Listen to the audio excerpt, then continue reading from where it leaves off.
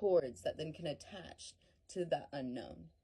We don't know what it's going to be, but we know that we're growing these cords to reach out and grab something out of the dark and bring it to the light, bring it forward. We bring ourselves forward. I'm thinking about a tug of rope, or, you know, when two people are on both sides and they're pulling back and forth, and eventually that pull, one of them falls and there's going to be a launch in either direction. However, it is a recoil in the energetic cord. Also, someone thought they could cut an energetic cord that is not able to be cut because it is a cord made from the mother, and that cord could never be cut no matter how much you try. It's impossible to do.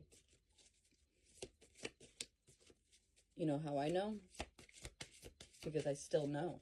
I see someone trying to cut something, and it's a very thick rope, and every time they use these scissors that are very dull, they just get a little, like, you know how rope is made out of tiny other pieces of rope twined together and wrapped up, and they're trying to cut this cord, but every time they think they cut the cord, they've just cut a tiny little sliver of the small piece of rope that makes up the cord, and there's still a thickness to it. So they keep trying, and they never get down to that last thread.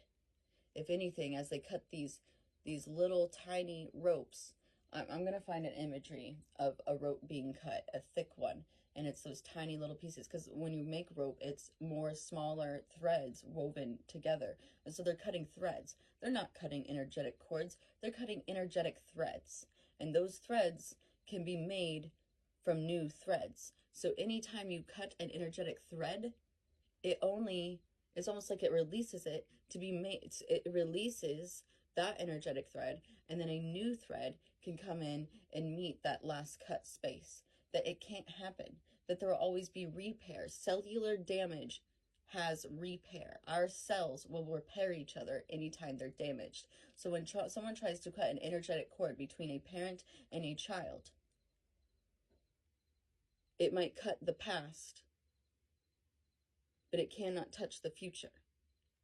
That it only creates a healing space for new cords to be met and intertwine, and there will be knots. Anytime you see where someone tried to cut that energetic cord, you will instead see where a thicker knot was made, where it is harder to cut now. Their scissors break because it is too big of a knot, because those cords that they thought would detach completely only created a callus, only created a scab, and then it calloused, and now it is a knot thicker than before.